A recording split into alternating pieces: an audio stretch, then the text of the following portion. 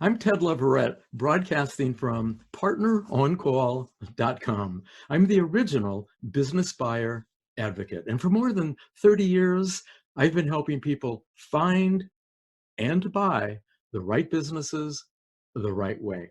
And our topic today is new realities for the small and mid-sized business M&A marketplace. We're going to talk about when and how astute searchers find worthwhile opportunities. And we're going to talk about how buyers price businesses for sale. Hey, the coronavirus, it has all of us on edge. And you people searching for businesses, you've got another risk, and it goes way beyond making a bad deal or no deal. It's interacting with people in situations that expose searchers to the coronavirus. And this is why we can't be out there talking to people unless it is really worthwhile. And I'll give you some tips in a little while. So what should I do in the context of the coronavirus and its effect on business opportunities? That's the number one question I'm getting asked. So here are some notes. Run, stop, keep, exploit. Let me go into what I mean. Run.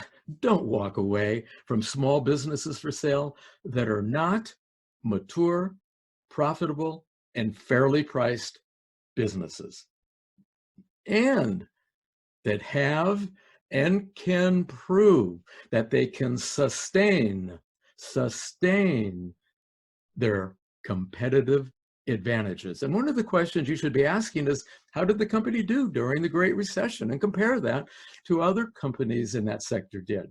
Now, how about stop? Well, stop talking to anybody who wants to sell you unnecessary risk. You know, it's another time for you to wash your hands. You know what I'm talking about. If someone tries to foist something on you that's got a high BS factor, just get out of there. But keep searching, because the least motivated buyers and the ill-informed do-it-yourselfers who don't know what they don't know, they're going to be chasing after dumb deals. And they're going to be bidding it against each other. Or they maybe wisely take a break from the market. So you're going to look pretty good if you know what you're doing out there. Exploit the open doors for searchers who know how to find worthwhile opportunities. Anybody follows me knows I've provided endless material for searchers, the kind of things that works. We'll talk about some today. So what should searchers and buyers do if they want to buy or sell a small business? Well, here's part of my answer. Ask yourself why. Why now? Why not? What are the alternatives? How prepared am I to search, to evaluate, and negotiate the deal? And what about the competition from the other searchers? And what about the other sellers from which you have to choose? And who should be on your advisory team? And why should they be on it? And when? You got to get that right. What's the penalty for not getting it right? Well, it's not enough to know the risk. It's the cost of the risk that matters most. And one of the biggest risks and penalties is not making the deal. And I'm talking about a deal that you want to make, or not getting any deal. You're doing it right now with me, I hope. Are you adequately evaluating the new marketplace realities that are arising from this global financial and medical crisis? Maybe now's the time to pause, update what you know, reconsider what you want to achieve, especially if you want to buy or sell small and mid-sized businesses. Hey, such as reasonable expectations for the pricing of these businesses, or how about the other terms of sale or purchase? Oh, and this is important.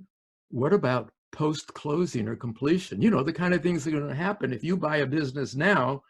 What's going to happen in the next few months? You know, mostly what I've been spending my time on the last 10 days is talking to clients and prospects who are in the midst of deals that if they do, they better be right. You know what we're talking about here? We're talking about volatility. We're talking about uncertainty. And we're talking about it in the context of the financial and the medical crisis. I'm going to cover some of the things I think are the most important things you need to know if you want to buy a business. And I know I have appraisers and lawyers and other advisors, brokers signed into this webinar right now. I hope I don't offend too many of you. I'll try not to. This is the way it is. One of the things I asked one of my clients, Mark, I know he's listening, but we can't identify him because he's employed in an executive job. He is searching very carefully, but we cannot let the cat out of the bag as to who he is and where he is, because he needs to protect that employment. But I said to him, Mark, what do you, from your point of view, you're a buyer, you're a searcher, you're thinking of giving up a wonderful job to buy a business. What should we be thinking about? Here's what he said. And by the way, if you go to LinkedIn, I wrote an article about this, so I'm only going to skim 2 or 3 points. The whole topic is in my LinkedIn articles. Just go to my name, Ted Leverette, see my profile, see articles, and you'll find it. So here's what he said. He said, the current situation will cause owners much anxiety, and business owners won't like this uncertainty, and many will start looking to exit their business. And he says, I doubt this is going to happen right away, as most owners are probably hunkering down at this point. Here's an aside. I'm offering a booklet to help people solve some financial problems right now. It's free. You can't imagine how many owners click that offer on LinkedIn and say, oh, I like it, but they're not downloading. It's free. What are they doing? They're hunkering down. Not very smart. The other thing Mark says is, we're talking about what it's like to be a searcher. Poor performing small businesses are going to fail because their owners are not prepared. Well, that kind of deals with the financial stuff I just mentioned, or they're not properly capitalized, kind of deals with the financial stuff I just mentioned. And it's partly due to them living in this great economy, and they've been complacent. So here's the good news. As they go out of business, it's going to filter out the businesses we don't want to buy anyway. Even the brokers won't list this stuff. The government, the US government, the governments all over the world, they're claiming that they're going to help small business. Well, Mark says, I seriously doubt it'll make a material difference. Ted, that's me, is going to comment about that in a minute. And what about valuations? Mark says, they're going to get sticky. Sellers may get creative. Boy, that's a word. Sellers may get creative in the way they show their financials. Sellers will want valuations from a pre-virus point of view. No kidding. And then he says, though I think in the near term, the small and mid-sized buy-sell market will be essentially closed. These deals seem to be super difficult to close. Imagine doing so with all your counterparts and the vendors, the suppliers. Everyone's in isolation at home. I mean, how do you run some of these businesses? One of the things we're going to do, at least for the next couple of weeks, every Wednesday at 11 a.m., I'm going to offer a free open mic session, and it's going to be to talk about the kinds of stuff I'm talking about today. In other words, what's the state-of-the-art stuff? What's happening? So if you or someone you know want to tune into that, find the invitation, register, feel forward to forward it to other people. What about reality and a preview of what's coming? Well, guess what? Everyone knows what's happening out there. Financially, the medical problem. But guess what? They don't know enough. And there are too many people bloviating about what they don't know enough about. You see it on LinkedIn. You see it on the news. So for all of us, you know what? It's like food.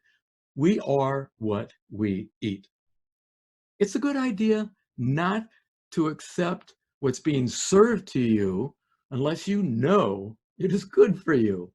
I've seen so many outrageous assertions made by so-called experts, advisors, business brokers, appraisers. I've even seen naive business buyers talking to one another as if they each know what they're doing. It's the blind leading the disabled. I can't think of a better word for it than what idiots. And sellers are doing the same thing. They're believing stuff that's not in their self-interest. Okay. I'm not advising buyers to walk away from the marketplace. There will be doable deals for people who know how to make them. But ill-informed buyers will be fleeced. Their pockets will be picked. So now is a good time to pause your actions. Keep thinking about searching, but sharpen your plans. So when you're searching, you're going to do better. You'll have more fruitful results. You'll impress brokers and sellers. And then you'll have an opportunity to make offers on businesses. You know what? It's more important than ever for people who are thinking about searching and buying, not to proceed without first gathering enough, this is for you do-it-yourselfers, enough of the tools and the advisory team to mitigate your risk and expand your opportunity.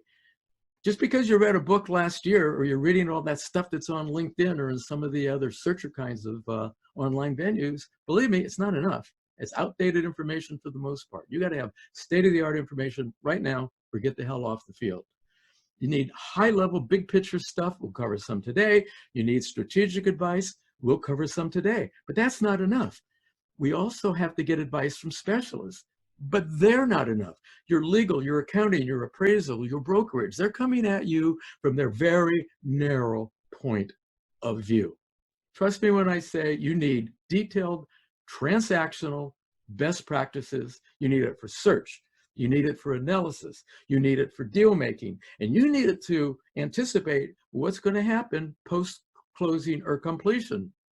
I'm not going to spend time to tell you today what I'm seeing in the last week regarding the stuff that hits the fan on deals that recently closed. You know, this is a pitch. My books do provide the kind of how-to information you need now. And they are alive, meaning you can follow up with me after reading them and I'll help you deploy. Okay, this is not a time for do-it-yourselfers. And I know probably half the people in here who say they're buyers, actually they're just searchers. Remember, nobody's a buyer until they buy. The rest of you are searchers. And it's no time for do-it-yourselfers. Sellers won't have the smartest buyers knocking on their doors. The buyers that are the smartest are holding back a little bit. That means it's all the ill-informed do-it-yourselfers banging on the sellers' doors. And that's going to piss off the sellers and the brokers because they're going to get real tired real fast of these people who are ill-informed, pretending to be buyers, wasting their time. But remember, guys and women, the golden rule, we are buyers. Whoever has the gold makes the rules. But let's not show our gold too soon. Because you see, there's a risk for us right now, and it's the shift in psychology. You know, as people, and I'm talking about you, and I'm also talking about sellers, and maybe even lenders. As they become more uncertain about their economic future, the less likely they're going to be to intentionally take risks. Owners are going to be reluctant to sell. At least they're going to, the owners that are going to be reluctant to sell, guess what? They're the kind of companies my clients want to buy. They're the mature, profitable businesses with sustainable competitive advantages that did okay during the Great Recession, and they thrived up until now, and they're still going to survive. But guess what? Even those kinds of companies are going to suffer a discount for lack of marketability. That's going to lower pricing. I know we've got appraisers listing. I'll get to that later. And searchers, you're not going to be eager to risk your life savings to buy companies whose future is unknown. And guess what? Sources of financing, they're going to want to hold back. We're going to talk more about that later. There is going to be a flood of ignorant searchers. And if you're searching, you must upfront make better, more powerful impressions. You're either going to pay for it now, getting help to do that better, or you're going to pay for it later when the marketplace throws you out. And nowadays, searchers who don't provide them, don't show the best first impression, Brokers and sellers are not going to give you the time of day. They're not going to come back to you because there's so many buyers out there hitting the streets. Calling the herd, by that I mean the horde of ill-informed buyers, is vital for brokers, sellers, and sources of referral, as well as lenders. You know, I don't know if you've noticed this, but it's amazing to me how many brokers are pitching their listings without fronting their pitch with what they're going to do to make the acquisitions more palatable, safer, and profitable to buyers. Brokers, yesterday's pitchers may work on the ill-informed searchers, what I call the nitwits, but the problem with those poorly prepared searches is they rarely become buyers. So get with it, brokers, and start offering better terms and pricing. I'll cover that later for any brokers who are still listening. Okay, there's something worse than not getting a deal. It's making the deal and then regretting it. Oh, and by the way, lenders can help you do that. I've seen an incredible number of incredibly dumb deals getting financing, and I'm talking about lately. And these are for companies destined to fail. It's like, what in the hell? There's a big difference between valuing and pricing, and don't think lenders are your backstop. Okay, look, if I'm wrong, you might have to delay achieving a done deal. But if you do a deal on the basis of what somebody who disagrees with me says, you might have to live with a nightmare. Plan on it. This is not a time for those of us on opposite sides of the deal-making table to ignore all sides. I have been reaching out for the last month, particularly the last week, with business brokers. I've been reaching out to my direct competitors. That means people who do what I do for a living. Generally, we don't exactly sleep together, but I'm reaching out to them because everybody in the field needs to work together to help get us out. And if you encounter people who are bullshit artists or they're not singing a tune that you want to hear, just get rid of them permanently. Hey, there's a big reality check, and it's the stock market. What you're seeing there is looking forward profit and pricing. And all those good years since the Great Recession, well, they're all being discounted. They're gone bye-bye. So don't think that when the financial manipulators right now are manipulating that market up 2,000 points, down 2,000 points, that has anything to do with the small business market. Other than it's bad in the small business market, it's going to get worse. But wonderful deals are still going to get done for people to know how to do about it. And these are the kind of things you need to be talking about with your advisory team. You need to be frank with sellers and brokers. You need to say, these are the things that are concerning me. Before we talk too much about your offering, let's just talk about how in the hell we're going to get through this thicket of problems. You see, it's impossible to predict with confidence how severe this economic slump will be or how long it's going to be. This disruption goes way beyond work. It goes way beyond finance. We're talking about our mobility. I'm sitting at home. I'm wearing swim trunks. I do have a dress shirt on in case I flip the video on. It's going to talk about healthcare. I'm healthy right now, but it scares the living daylights out of me that somebody is going to pass that virus on. How about people trying to get education? How about entertainment? How about going out having fun? And hey, what about the confidence in our government? When I say our, I do not just mean the USA. I'm talking about the UK, Australia, Canada, the other companies where I'm doing business, not companies, countries where I'm doing business. But yes, deals are going to get done, no matter what the risk is. Good deals are going to get done by well-informed and well-advised buyers and sellers. Don't think you can seek recourse from litigation. You make a mistake, you're going to eat it, especially during the next year or so. Okay, how about risk awareness and management? Starts with protect your downside. This is a time for pessimists, even for those people like me who are optimistic acquirers. Expect the worst and then hunt for deals that not only offer, prove profitability. And there are plenty of them. Well, there are plenty of them for searchers who know how to find them. And even if you find them, you better look damn good to the sellers or brokers. What we need to be talking about and focusing on is instability. Instability is it's the key. Uncertainty, volatility, liquidity. How about the ability to get out of what you buy? What if you make a bad deal and you want to get the hell out of there? One of the problems we're facing is the noise. All the blowhards out there talking about this stuff, and they're infecting our minds with nonsense, with irrationality. So insolvency is the key threat in anticipation of the worsening recession. And yes, folks, we're in a recession. Don't wait for your government to tell you you're in one. You're in one. Just walk down the street. The good news is thinning the herd will let the strongest survive. That's like my clients, the buyers and searchers who work with me, and anybody who's out there doing it right. All the nitwits are going to be, what? They're either going to be taken advantage of or they'll finally quit, and it'll happen in the next couple of months. So what in the heck's happening in business? Well, how about wishful thinking? That has to do with government aid, amongst other things.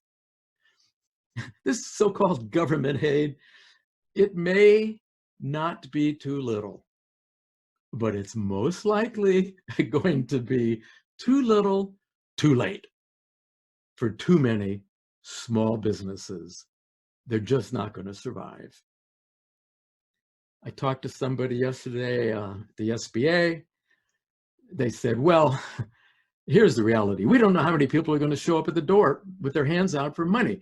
Just the application rules and process we're trying to learn, it's going to take 2 or 3 weeks for things to just get moving. And then once it's moving, it's going to take us time to make decisions. And then after we make decisions, it's going to take time for us to notify people who rejected them or that we're funding them. And then if we're going to fund them, it's going to take time before we pony up the money.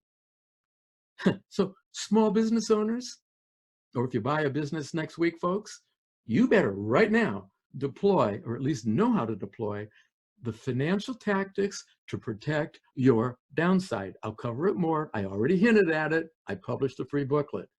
There are lots of tactics that owners can deploy themselves. No, you don't have to hire brokers and finders, expensive consultants. There are so many things easy for owners to do, even at home in their shorts. Okay, but it's not all doom and gloom. Hey, right now, I'm in South Florida, Palm Beach County. By the way, Mar-a-Lago's closed too right now. It's 80 degrees. Today, this morning, I had an air conditioning company guy here. Why? I needed service because my salty air and the relentless heat and humidity, it wreaks havoc on my air conditioning system and everybody else's. So guess what? Talk about not all gloom and doom. Well-managed small and mid-sized HVAC services are booming. Think about it. And there are many other kinds of businesses right now that are doing fine. Now, a lot of them in some sectors are not doing fine. Why? Because they have lousy managers. It's just that simple. But the ones who have wonderful managers in lots of sectors are good ones. And that's where we want to search. And so one of the things you need to be doing is you need to be asking people, you need to be doing just don't believe people, please. Don't even believe me when I say HVAC. You need to ask, do your research. Later, I'll show you how to do some of it, to determine what are the best kinds of companies to buy that are going to thrive right now. And I don't mean the people who are hoarding and taking advantage. Okay. Owners who don't have to sell are not going to offer their company for sale. Oh, they probably won't even respond to the good searchers. They might respond to the best of the best searchers. The searchers who say, look, you may not want to sell now, but here's a creative way we can do a deal together where you don't have to exit fully, so you can still ride this pony as it goes forward, but we share some risk. I'm working on some deals like that right now. Wonderful opportunities to do that. Sellers, and this is why buyers, they're afraid of you. Sellers, if you get it wrong, you are risking not getting paid. You're risking losing your company when a buyer defaults. And not just necessarily on seller financing. Remember what I said earlier, don't look to litigation to bail you out. The courts will be so busy, years before you'll get a hearing, and by then you'll be broke anyway. What about this rising unemployment? It's going to create a horde of searches. People who haven't been to LinkedIn, haven't read any how-to books. The only thing they know is some lawyer who did their divorce and an accountant who filed their tax return. They're going to be ill-prepared, poorly advised. They're all do-it-yourselfers. They're going to be online seeking that free crap. And guess what? They're going to flood the marketplace. So this is another reason for I'm advising searchers. Work closely with me. We'll build what you're doing. We'll tiptoe out, but let's not get out too soon. Let's let this wave of nitwits flood the market and absolutely piss off all the brokers and sellers and sources of financing. So when we show up, we are going to be like heaven on earth. But searchers, don't just stand still. It's unnecessary to stand still. We can exploit the situation. I talked to somebody this week. In the midst of this horrible situation, he has a lead to what will be a fabulous acquisition. Now, he wasn't a very good searcher, but somehow he came across this. And I think if this guy does what he needs to do, he's going to get a wonderful done deal. Here's an example of what I'm talking about. I have a client in England. Remember, I'm in Florida. And he recently bought a company. His name is Alex. The first thing he did, and by the way, we've been working on this for 6 months, and not 6 glorious months hoping for a nice closing. Well, in the last 2 or 3 weeks, you know what, hit the fan. And so it's like, oh my God, now what do we do? Luckily, he bought a really good company, but there's strain. In England, some of these people can't even go to work. So what he's doing is he's repositioning his company. It's a metal fabrication company. They make cases and other things for medical devices. So he's approached his government and he's approached some of the big manufacturers who make ventilators. And he said, I have capacity. I can help. I can help make some of the products or parts you need for the medical ventilators. So here's a guy who, in the midst of this mess, a week ago, actually it's probably a little longer than that now, is going way outside the box, diversifying his business. And that's what a lot of smart people are doing. Okay, you can go find my profile online because I describe a lot of that in a LinkedIn article. Okay, what else? Oh, another question about, so what do you think buyers and sellers should actually do? Well, listen to this. And I won't name names because this is somebody I respect. I don't want to piss him off. He's a lawyer. He specializes in acquisitions. You see him all day on LinkedIn. Maybe his PA is posting all that stuff, but he's visible. He put something out the other day. It was a plea to business buyers. And here's what he says. He says, if you're fortunate enough to have a war chest for acquisitions, then please, can we keep to the original terms, not using the coronavirus as a reason to chip away at the prices and maybe discount the goodwill with your sellers? Can't you just hunker down and weather the storm? Can't we just keep the wheels turning? Oh, bullshit. Here's what Clinton Lee, and I'm naming him because he's a guy who's not only been a business broker, he's a deal maker, one of the smartest people out there. You can find him, Google him, Clinton Lee. He's also in England. Here's what Clinton responded. I politely pointed out that this is not how valuation works. When risk increases, price decreases. Those carefully worded, polite comments of mine have disappeared. The disappearance, no doubt, is a coincidence. Let me be blunter. I suggest, he's talking to the lawyer, I suggest you stick to the legal stuff and leave the valuation and deal negotiation to the people who understand these things. Just take a look at the stock market. Increased risk affects even the bluest blue chip stocks. This is not a time to exploit market situations to make virtuous comments about signing contracts that shouldn't be signed. So right about now, you'd probably like some recommendations from me, those of you who are still here. I hope you're all here. Hey, we got to convert anxiety to action. Think about it. Don't waste time on doable deals. Look to quality of earnings.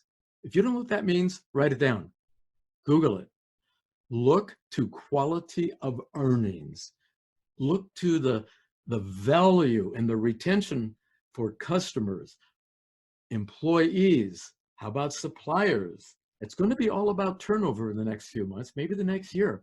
And you need to forecast revenue and profit for customers. I'm watching brokers pitching, oh, well, the revenue is staying flat or maybe even going up. Who cares nowadays? It's all about profitability. Just because you're generating revenue, your costs are going up because of this crisis. There may be no profit. I say, my clients are listening right now, I'm reminding you, you do a profitability forecast for all the major customers for the businesses you're thinking of buying. So if you have a customer, for example, that represents 10% of revenue, you damn well better do a profit analysis on it. It's called quality of earnings. And what about financing? Do not buy too small of a business. Pay attention to revenue. Pay more attention to net cash flow. You need to buy a big enough business so there's room for further decline. There absolutely, positively will be further decline in whatever you buy in the next months, weeks, maybe longer, unless you luck out and you buy one of those businesses that are gems, the ones that are doing fine now. I'm not saying that they're burning up the bank, making all kinds of money. I'm saying they're not losing sales, they're not losing profit, and they're going to sustain their competitive advantages. And when all the weaklings in their industry die in the next year, they're going to get those customers and employees free. Didn't even have to pay for them. Keep in mind, exit planners are going to love this. Keep in mind that it is the rare small business owner who has been preparing themselves and their company for its ultimate sale. And now, during the crisis, they're overwhelmed with survival. This means the best prepared searchers have the first opportunity to get the best of the low-hanging fruit. I'm not talking about taking advantage of sellers. Don't even think about calling me for help. If you're looking to be a pirate, I'm not your guy. But if you're willing to pay owners a fair price given the present circumstances and finance it accordingly, given the risk and the circumstances, I'm your guy. If you're a pirate, I'm not your guy. But don't be too hasty.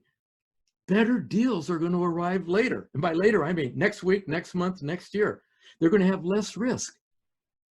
Don't forget, the weak businesses that are failing, they're going to be giving away their customers, their employees, and their suppliers are going to need a place to sell to. So if we time this right, if we stay active searching, I mean, if we're out every week searching and we're building relationships with owners and sources of referral to owners, they're going to want to do business with us. We can just pause it a little bit. And if you're treating them properly, they'll pause with you. They know you're going to do the deal, just not right now. And they'll like this idea that there are going to be free customers and employees. And there'll be bidding wars. Suppliers, just think what happened in the last 10 years. There are more suppliers than necessary. So guess what? They're going to have to cut deals. Think about it. What about cash flow? Well, it is king. But don't forget, profitable companies can become insolvent due to cash flow mismatches. I'm talking about the timing, money in, money out. This is why I'm offering online at my website a booklet, 120 financial lifelines for small business. By the way, even you DIYers, you do-it-yourselfers, you can use this. These are the things I've used with my clients. I can't remember ever having, now we never had to do it in this kind of a time, but in normal business times, I don't remember any of my clients who use this material one of these 120 tactics that did not increase net profit by 25% or more. Did you hear that? 25% or more. And it was done generally within 30 to 90 days. If you're not getting that booklet, good luck. Hey, don't fall for sales pitches by people claiming that they're going to help you. Demand evidence. Demand evidence from them before following them. And this is why I share so much of my most important know-how in my how-to books, because they explicitly show what I know. You don't have to imagine it. You don't have to hear a sales pitch. They detail the behavior of the savviest searchers and deal makers. So when you're talking to advisors, if they can't show you that stuff, they just want you to hire them, well, good luck. Remember, insolvency in the near term, that's a greater risk than declining profits. You got to be able to pay those bills when they're due. Carefully think about financing.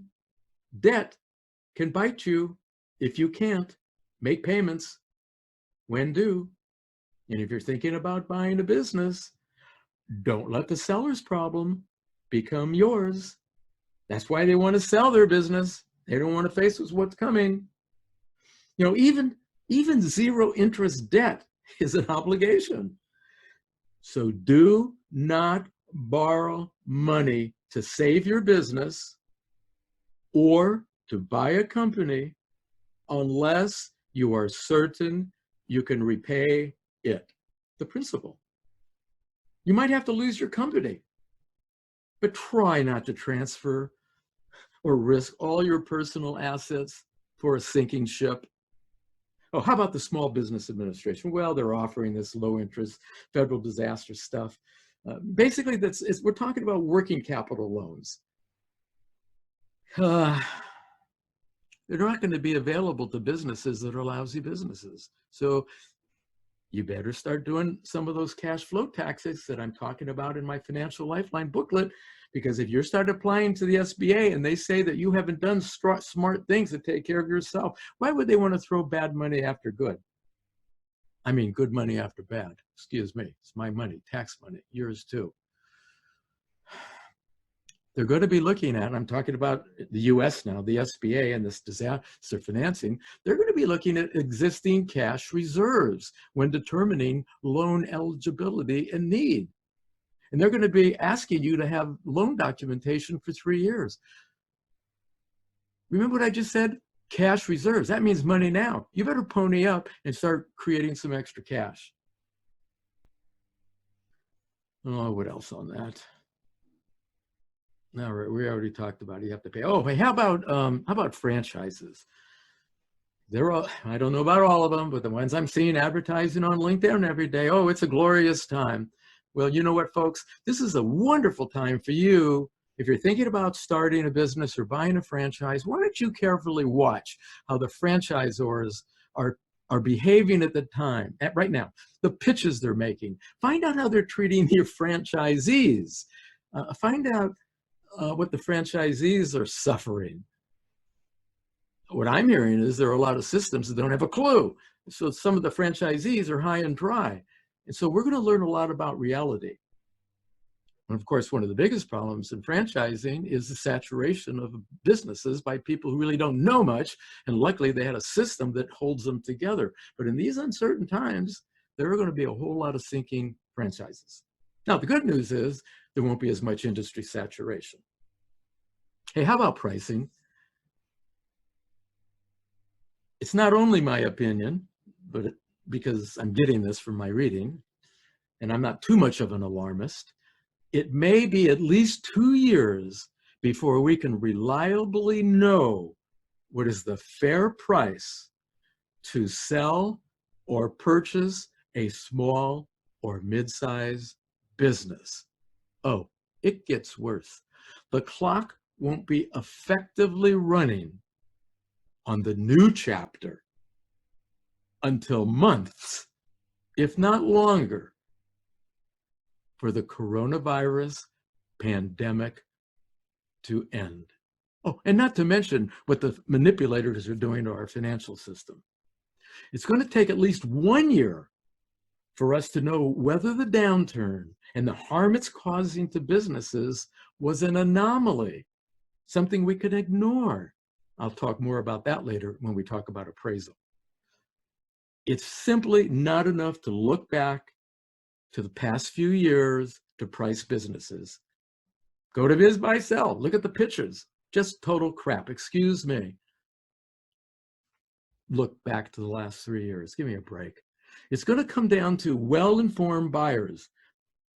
Sellers will try to get buyers to ignore the facts concerning the financial mess and the coronavirus crisis and the adverse effects on individual businesses, on the industry, the customers, suppliers. They're not going to want you to think too much about that, searchers.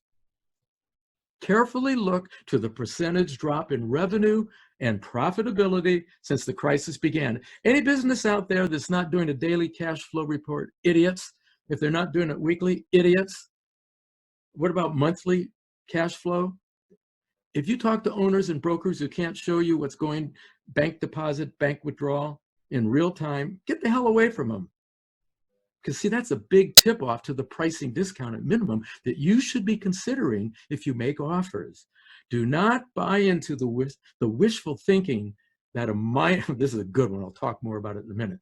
Do not buy into the wishful thinking that a minor price discount is all that's necessary. Be suspicious of the sellers wanting you to focus on yesterday. And you know what we use with my clients? We use 16 factors. These are the most important things that affect every kind of business that exists, but particularly are important in small and mid-sized businesses. Now, I'm not going to give you that free, but I will talk about a few of them right now to give you some idea what to think about. And what you need to do is figure out what are the most important factors for your locale and for the size and kind of business you want and how it fits into the crisis. So let me see how many I have. I have 2 or 3. The number one thing I'm telling my clients is continuity of profit. What is the certainty or the risk? And it relates to the revenue, and it's all bottom line focused. We don't imagine what it is. We make sellers and brokers prove it. If they can't talk to us convincingly about continuity profit, guess what? We don't go to the next 1 or 2 I'm about to tell you. In fact, we run, don't walk away. Now, here's the second one. Company competitive advantage. You know, what's the important feature, the thing that's overlooked or misunderstood? This is what so many buyers don't seem to understand. Competitive advantage exists when a company's profit and its reputation is above the norm for its industry. You see, it occurs when the company is more capable than its competitors at managing the resources available to it, such as a superior product or an outstanding value proposition. Hey, here's a competitive advantage. They're somehow being able to do what my client Alex is doing in England with a new acquisition. He's moving the company in a direction to take advantage of another market. And if that doesn't pan out as well as he likes it, he'll do something else. I know this guy will do it. How about marketability? Better listen to this one, folks. Just because you can price it accurately doesn't mean you want to buy it. How easy is it to sell certain kinds of companies and how long does it take to sell? You better be asking brokers and sellers that question. And don't confuse marketability with value. What if too few buyers want to purchase the type of business you want to buy right now? Oops. You can pay a fair price, only discover that you can't sell your business. Marketability has to do with how much constant demand exists among business buyers for this type and quality of business in this economy with these risks. So now you're probably wondering, oh boy, how about pricing multiples? You know, my whole career has been involved in that. I ran an appraisal company for about 3 decades. Do your homework on the pros and cons for agreeing on pricing multiples. It's not enough to adjust the offering price because of changes in profit. What about the future risk? What about the quality of earnings? There are lots of opportunity for businesses with cash. So businesses with cash and people with cash for buying troubled company right now, especially in fragmented industries. So don't wait until the crisis is over. I'm not saying do it tomorrow, but don't wait until the crisis is over. Tactfully survey the field right now, right now.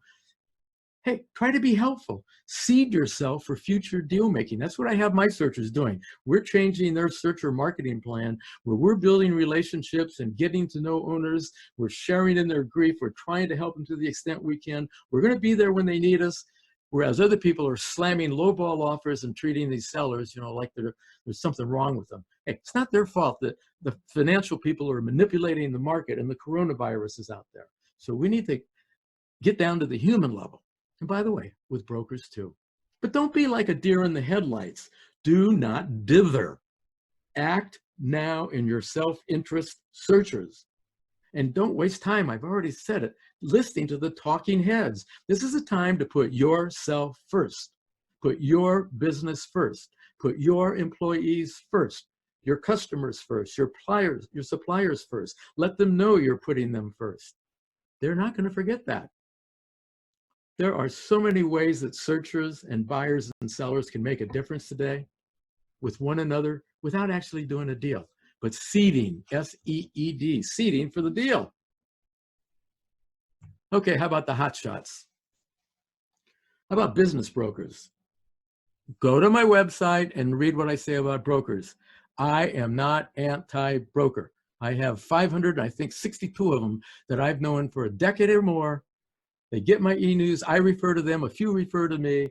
There are tons of wonderful, honest, competent business brokers. But right now, they're in the pit with the rest of us, and not all of them have caught up. So I think it's imperative that business brokers and sellers and anybody that searchers are talking to should immediately turn away poorly prepared searchers. Brokers, sellers, lawyers, accountants, if a searcher shows up and they're nitwits, get rid of them. Don't even waste time on them. You don't have to be rude, just don't talk to them. Because what's the point of owners risking their time, their health, and their confidentiality, and people are not going to do a deal? So one of the things I asked, guess what? You're not going to like this. One of the things I asked on LinkedIn 2 or 3 times, I put it in a newsletter. I sent it to business brokers. I also sent it to a few other people like exit planners. I said, what recognition of the marketplace realities are you seeing in the business brokerage and exit planning community? And I'm talking about reasonable expectations for pricing and other terms for the sale and purchase of businesses. And what about post-closing or completion? What are you doing, brokers and exit planners, to let owners know the realities? And they can't just expect buyers to write blank checks and take a business off their hands and expect the buyer to have all the problems. Guess what? I got one response. A business broker in Seattle, International Business Associates, IBA. By the way, I'm from Seattle. Miss it every single day of my life. Wish I still lived there, by the way. Wish there were more sunshine. Okay, look, here's what IBA is doing. They say, and they posted it on their website, so it's not like they said this verbally to somebody, which, could disappear. On their website, it says, mandatory social distancing contingency. The buyer will have the ability to delay the closing date for the transaction until such time when the Seattle Public School District has been open for 2 successive weeks with regular attendance policies, and sports fans, the Seattle Mariners, I'm sorry, this is not funny, but I really love the sports angle. The Seattle Mariners ended any mandatory social distancing policies impacting attendance. Come on, brokers, step up. I've been reading the stuff on LinkedIn from the exit planners. Oh boy, nobody is planning. How do you ever expect to sell? Uh, 20, here's a quote. While 2020 is not without questions, we still expect this level activity to continue, in part to the ongoing supply of businesses for sale by retiring baby boomers. And that's just bullshit. Exit planners, get real. Start talking to these owners about what they need to be doing, anticipating what smart buyers want. You can still do deals. What about legal? It's absolutely essential that your legal counsel provides you with documents that provide maximum flexibility for you, searchers, to minimize your downside. Get rid of brokers and sellers who don't cooperate. So in other words, look, I'm not talking about those lawyers who don't know enough so they kill deals just so they don't have to embarrass themselves. I'm talking about the lawyers who know how to facilitate deals that should occur. Well, they're writing tougher contracts right now. And I know some brokers, in fact, all brokers, and some sellers are not going to like it. They're not going to want to cooperate. Well, guess what? We're going to play by the golden rule, buyers. We have the gold. We make the rules. As long as the contract's reasonable, walk away. You know, good businesses are like buses. Another one will be by tomorrow. Here's something that I picked up just a day ago. It's called the material adverse change. It covers the kinds of changes that are occurring while deal making is in motion. In other words, you have a contract or you're working on a letter of intent and you're negotiating a contract. And right now changes are happening to businesses on the fly because of the coronavirus and the financial manipulators. So businesses are experiencing adversity from their customers, the employees, and their supply chain. And this can surprise you, and it can pop up tomorrow. Sellers are, now listen, I know, sellers are concerned that buyers will exploit this uncertainty. Okay, fellas, let's try not to exploit it. Can't we just try to do things that are fair? And if you can't be fair, then how about just getting off to the sidelines for a little while? Delaying closing does make sense. This is why you need the right lawyer. In a little while, I'm going to give you some tips on how to handle the right team. I'm not going to cover any more about that contract provision, material adverse change. If you want to know something about it, send me an email or a private message, and I will copy and paste what I got from this law firm. Here's what I'm saying. I'm telling my clients the obstacles are becoming insurmountable to successful due diligence and deal making. Insurmountable. But they don't have to be that way. And the only practical way to beat this is to be perceived by brokers and sellers and sources of financing as the best searcher, most qualified to do a deal. And then only communicate with highly motivated sellers offering worthwhile companies. Get it? Only highly motivated sellers of worthwhile companies. Okay, what about business appraisers? Well, I used to be one, 30 years. Don't believe the, what's called the don't blame me defense.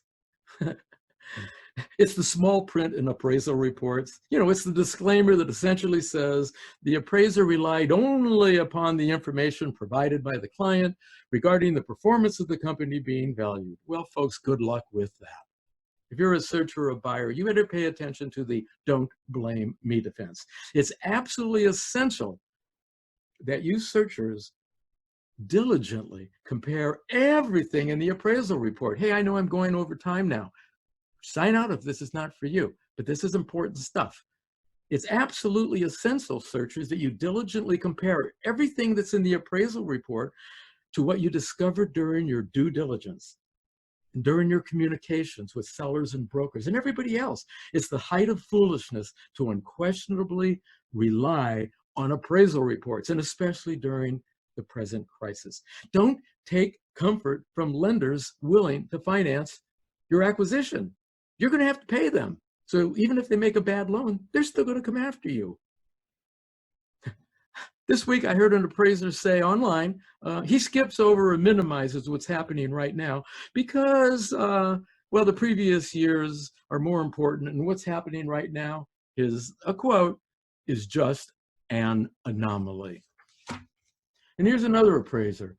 We cannot accept all the adjustments pitched to us by brokers and sellers because we cannot assume all buyers are going to agree with the adjustments. The only adjustments we're going to consider are the obviously reasonable adjustments. Well, boy, does that leave the door open to the don't blame me defense. Okay, how about pricing resources? I was going to cover this a lot. I just can't do it. The world has changed too much. I'm not going on record.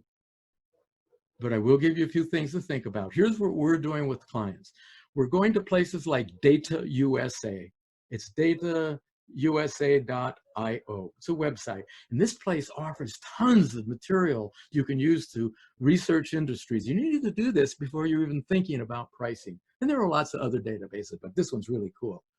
The IBBA, the International Business Broker Association, and the M&A source, well, they publish market surveys. And they're showing the market conditions, not yesterday's information, but you can use yesterday's information to put into context what's happening right now for Main Street deals and even larger deals, going up to about 50 million.